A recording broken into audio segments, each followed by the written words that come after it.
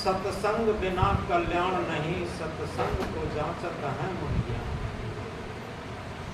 सत्संग उसे नहीं कहते हैं कि हम कुछ ज्ञान की चर्चा कर लें, कुछ भजन गा लें, कुछ प्रवचन कर लें, कुछ ज्ञान की चर्चा कर लें, उसे सत्संग नहीं कहते, उसे सत्चर्चा मात्र कहते हैं। जिस तरीके से पानी की चर्चा खूब की जाए लेकिन पानी पिया न जाए, भोजन की चर्चा खूब की जाए लेकिन भोजन ग्रहण न किया जाए, इसी तरीके से सत्संग की चर्चाएं तो खूब होती हैं, खूब कथा भागवतें होती हैं, यज्ञ हवन होते हैं, पूजा पाठ होते हैं, तीर्थ व्रत होते हैं, लेकिन सदगुरु इंकलाब करके कहते हैं धारण करे तो धर्म है, नहीं तो थोथी बात। धारण करे तो धर्म है, नहीं तो थोथी बात।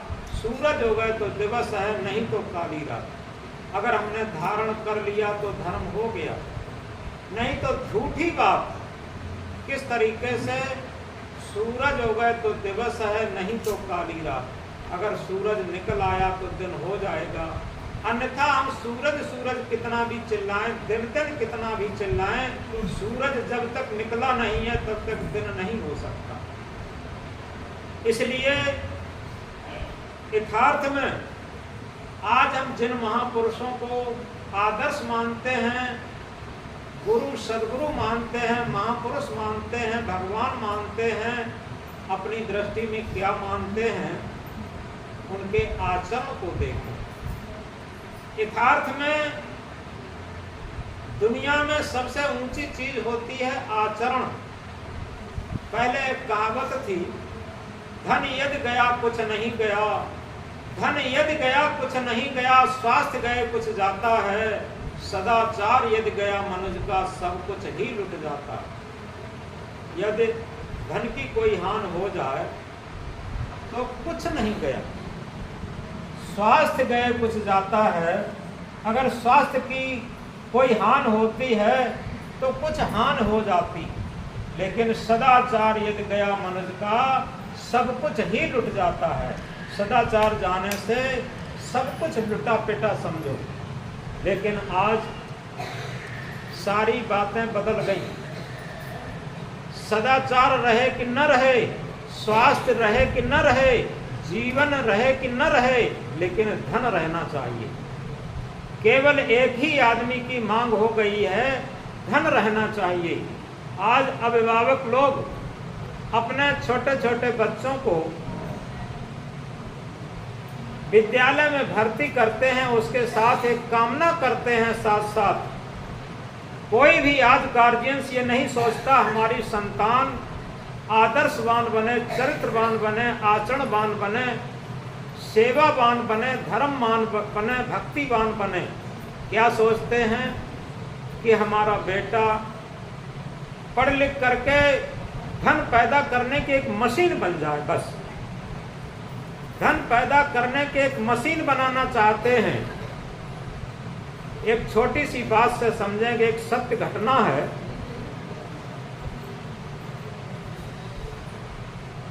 एक दंपत्ति थे, बोलो सतगुरु कबीर साहब की। भूले मन समझ के लाद लदनिया, भूले मन समझ के लाद लदनिया, भूले मन समझ के लाद लदनिया। हम समझ नहीं पाते, हमें तो लगता है हम बहुत धर्म करते हैं, बहुत परमार्थ करते हैं, ये करते वो करते, अहंकार भी उसका करते, लेकिन हमारे मन पर जो हमारे स्वार्थ का, झूठ छल फरेब का और हमारे अंदर जो कुसंस्कार हैं, क्योंकि हमारे साथ मरने पर दो ही चीज़ें जाती हैं, अच्छे संस्कार और खराब संस्कार, याद रखें। और कुछ भी नहीं जाता, यहाँ का एक परमाणु भी नहीं जा सकता। केवल हमने जो अच्छे संस्कार कमाए हैं या बुरे संस्कार कमाए हैं, वो संस्कार ही हमारे साथ जाते हैं और कुछ नहीं जाता। और कबीर साहब इसी को कहते हैं कि ये भूले मन, क्योंकि ये मन पूरे जन्म से लेकर मृत्यु काल तक भूला रहता है। लोगों को लगता है पढ़े लिखों का नहीं भूला होगा, पढ़े लिखों का और भूल जाता, क्योंकि पद प्रतिष्ठा पाकर के, धन दौलत पाकर के, ऐसा आराम पाकर के उनका मन और भूल जाता। तो मन किनका सही रहता? भले ही गरीब हो, अमीर हो, पद हो, प्रतिष्ठा हो। मैंने देखा है जो लोग कोई भी दुर्व्यसन प्रयोग नहीं करते उनका मन सुलझा हुआ। याद रखना सबसे पहली बात। बड़े बड़े IAS PCS अधिकारियों को देखा, हमारा संपर्क हुआ, अभी हमसे मिले भी। अभी पिछली गुरु पूर्णिमा को ये जो वर्तमान DM साहब हैं, इन्होंने बुलाया था, उनके आवास पर बातचीत हुई थी ध्यान के संबंध में, बहुत खुश हुए थे। तो इसलिए उन्होंने ये बात कही भी थी अपने मुख से कि महाराज जी, आज तो जो बड़े पद पर पहुंच जाता है उतना ही बड़ा मांसाहारी, शराबी और रिश्वतखोर हो जाता। ये कहा था कि मैं बिल्कुल शुद्ध शाकाहारी हूँ, कभी भी मांस शराब प्रयोग नहीं करता, उन्होंने अपने मुख से कहा था। तो इस तरीके से कितना बड़ा पद हो, कितना बड़ा पैसा हो, जो दुर्व्यसन से रहित है, सबसे पहले 50% उसका मन शुद्ध है और सुलझा हुआ। जो छल कपट फरेब से रहित होकर के और अहंकार से रहित है। दो शराब होती है, बाहर की शराब तो सब जानते हैं, लेकिन अंदर की शराब एक ऐसी शराब होती है जिसे अहंकार कहते हैं। अंग्रेजी में इसे कहा है प्राउड रुइन्ड द एंगल्स, अभिमान ने देवताओं को भी नष्ट किया। रावण जैसा अहंकारी राजा, दुर्योधन कंस और जैसा अहंकारी राजा, बताओ क्या इनकी दुर्दशा हुई। तो इस तरीके से अहंकार न हो और दुर्व्यसन न हो, यह न होने पर 50% मन अपने आप शुद्ध होता। कबीर साहब समझा रहे हैं, भूले मन समझ के लाद लदनिया, भूले मन समझ के लाद लदनिया, थोड़ा लाद बहुत मत लादे, थोड़ा लाद बहुत मत लादे, थोड़ा लाद बहुत मत लादे, थोड़ा लाद बहुत मत लादे, टूट जाए गर्दनिया, भूले मन समझ के लाद लदनिया, भूले मन समझ के लाद लदनिया, भूले मन समझ के लाद लदनिया। ये खराब संस्कारों के, धन के पीछे, पद के पीछे, प्रतिष्ठा के पीछे जो अपने संस्कार खराब कर रहे हैं, ये गलत संस्कारों का वजन मत बांधो गठरिया अपयश की। ये अपयश की गठरिया, ये कुसंस्कारों की गठरिया। कबीर साहब कहते हैं, थोड़ा लाद बहुत मत लादे, टूट जाए गर्दनिया, भूले मन समझ के लाद लदनिया। भूखो होए तो भोजन करी ले, भूखो होए तो भोजन करी ले, भूखो होए तो भोजन करी ले, भूखो हो तो भोजन करी ले, आगे हाट न बनिया, भूले मन समझ के लाद लदनिया, आगे हाट न बनिया, भूले मन समझ के लाद लदनिया।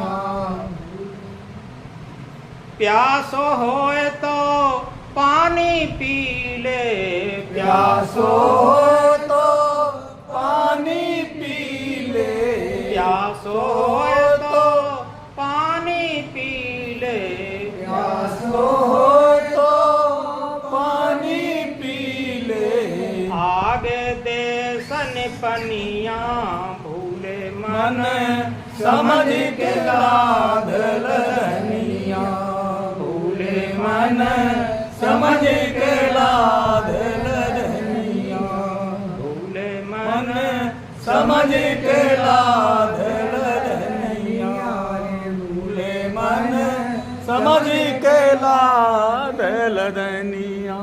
कह कबीर सुनो भाई सा साधो। कहत कबीर सुनो भाई साधो, कहत कबीर सुनो भाई साधो, कहत कबीर सुनो भाई साधो। काल के हाथ कमनिया भूले मन समझ के लाधल धनिया। अरे काल के हाथ कमनिया भूले मन समझ के लाधल धनिया, भूले मन समझ के लाधल धनिया। अंत में समझाते हैं काल के हाथ कमनिया। जैसे सदगुरु ने अपने महामंत्र में कहा है, झूठे सुख को सुख कहे मानत है मनमोद, जगत चवेना काल का कुछ मुख में कुछ हो। हम लोग झूठे ही सुख को सुख मानते रहे। आज तक कोई भी व्यक्ति ये नहीं बता सकता जिस सुख के लिए पहले बहुत लालायत रहे हैं, उस सुख के मिलने के बाद उस दुख के परिणाम में, उस सुख के परिणाम में दुख न मिला हो। दुनिया के जितने भी सुख हैं उनका अंतिम परिणाम दुख में बदलता है। याद रखें, जिसका अंतिम परिणाम दुख में बदलता है वो सुख कैसे हो सकता। इसलिए सदगुरु कबीर साहब इंकलाब करके कहते हैं, झूठे सुख को सुख कहे मानत है मनमोद, जगत चवेना काल का कुछ मुख में कुछ बोल। जैसे हम लोग जब चवेना चबते हैं तो कुछ झोली में डाल लेते हैं, कुछ चबते रहते हैं। इसी तरीके से काल पूरे संसार को एक चवेना के समान कुछ को डाल चुका है, कुछ डालने की तैयारी में है, कुछ झोली में है। इस तरीके से पूरा संसार काल का एक चवेना। तो हमने थोड़ी बातें कही और डॉक्टर साहब सभी भाइयों के जो पिता, वास्तव में उनके हमें खुशी इस बात की है, उनकी भक्ति लाइन को, उनके सत्संग के लाइन को आगे बढ़ाते हैं। उनके बेटे, उनकी बहुएं, उनके नाती, उनके परिवारी लोग, ये खुशी की बात है। इसी तरीके से संत गुरुजनों का सत्संग और उससे अपने जीवन में सुधार, ये सच्चा तीर्थ है, ये सच्ची पूजा है, ये सच्चा यज्ञ हवन है। क्योंकि जब तक हम सुधार नहीं करेंगे तब तक कोई पूजा पाठ यज्ञ हवन सार्थक नहीं होता। तो इसलिए हमने शुरू में कहा था, सत्संग बिना कल्याण नहीं, सत्संग को जांचत है मुनि ज्ञानी। शेर के संग में श्यार आनंदित, पंडित के संग मूर्ख ज्ञानी। मिस्री के संग में बांस की कीमत, दूध के संग बिकावत पानी। गेहूँ कह सुन रे बथुआ, सत्संग प्रभाव लगे तो पानी। गेहूँ की और बथुआ की तो सबको बात समझ में आती है कि गेहूँ के साथ बथुआ को पानी लगता है, लेकिन यहाँ गेहूँ और बथुआ कौन है? ये आत्मा ही गेहूँ के रूप में बताया, बथुआ ये शरीर के रूप में बताया। क्यों? आत्मा ना हो तो शरीर को कौन पानी देगा, कौन रोटी खिलाएगा, कौन इसका श्रृंगार करेगा, कौन इसे कपड़े पहनाएगा? बताओ। अगर इस शरीर के अंदर से जो आत्मा है, ड्राइविंग शक्ति है, सत्य सत्ता है, वो निकल जाए, फिर इस शरीर को कौन क्या देगा? कुछ नहीं देगा। इस आत्मा के साथ ही तो इसे पानी मिलता है, भोजन मिलता है, कपड़ा लित्ता सब मिलता है।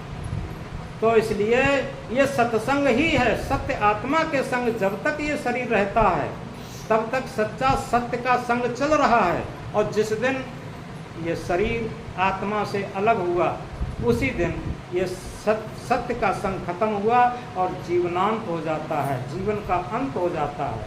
तो हमारा जीवन ही सत्य के साथ चल रहा है। अगर हम जीवन को साथ लेकर के चल रहे हैं तो निश्चित हमें सत्संग से जुड़ना पड़ेगा, और जीवन का महत्व नहीं दे रहे हैं तो कुसंग से जुड़ना पड़ेगा। हम समझ लें कि सत्संग अच्छी चीज़ है कि कुसंग अच्छी चीज़ है। इसलिए सदगुरु कबीर साहब ने कहा है कि संगत कीजे साधु की, हरे और की ब्याद, ओछी संगत कूर की, आठों पहर उपाय। साधु किसी ड्रेस को नहीं कहते हैं, साधु कहते हैं गुडमैन को। यहाँ जितने लोग बैठे हैं उनमें से अच्छे अच्छे साधु हो सकते, ऐसा नहीं ड्रेस के अंदर ही साधु होते, किसी भी ड्रेस में साधु होते हैं। साधु कहते हैं गुडमैन को, अच्छा आदमी, आचरण संपन्न व्यक्ति ही साधु होता। तो कबीर साहब इंकलाब करते कहते हैं, संगत कीजे साधु की हरै और की व्याध, ओछी संगत पुर की आठों पहर होता। बोलो सदगुरु कबीर साहब की।